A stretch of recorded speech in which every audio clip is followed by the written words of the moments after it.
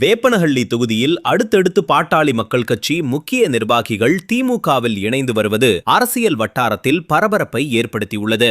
தேசிய ஜனநாயக கூட்டணியில் பாட்டாளி மக்கள் கட்சி தொடர்ந்து பயணித்து வருகிறது. வேப்பனஹள்ளி தொகுதியில் கடந்த தேர்தலில் அதிமுக வேட்பாளருக்கு மீண்டும் வேப்பனஹள்ளி தொகுதியில் அதிமுகவே போட்டியிடுகிறது. Sitting MLA KP. முனுசாமி அவர்கள் போட்டியிட்டுள்ளார். பிரச்சாரத்தில் கே.பி. முனுசாமி அவர்களுடன் பாட்டாளி மக்கள் கட்சி நிர்வாகிகளும் பங்கேற்று வரும் நிலையில் தான் பாட்டாளி மக்கள் கட்சியினர் வலுவாக உள்ள சூளகிரி ஒன்றியத்தில் பாமக சூளகிரி ஒன்றிய செயலாளராக இருந்து வந்த எம்.என். சக்தி கிருஷ்ணகிரி மேற்கு மாவட்ட திமுக செயலாளர் பிரகாஷ் முன்னிலையில் திமுகவில் இணைந்து அதிர்ச்சி கொடுத்த நிலையில் இன்று பாட்டாளி மக்கள் கட்சியின் கிருஷ்ணகிரி மத்திய மாவட்ட துணை செயலாளர் வினோத், வேப்பனப்பள்ளி கிழக்கு ஒன்றிய செயலாளர் பாஸ்கர் ஆகியோர் தலைமையில் நிர்வாகிகள், தொண்டர்கள் 50க்கும் மேற்பட்டோர் சூளகிரியில் உள்ள திமுக தேர்தல் அலுவலகத்தில் திமுக மாவட்ட செயலாளர் பிரகாஷ், மாவட்ட துணை செயலாளர் முருகன், தேர்தல் பொறுப்பாளர்கள் முன்னிலையில் பாமகவிலிருந்து விலகி தங்களை திராவிட முன்னேற்றக் கழகத்தில் இணைத்துக் கொண்டுள்ளனர். கட்சியின் தொண்டர்களோ அல்லது துணைநிலை பொறுப்பாளர்களோ கட்சியிலிருந்து விலகியுள்ளனர் என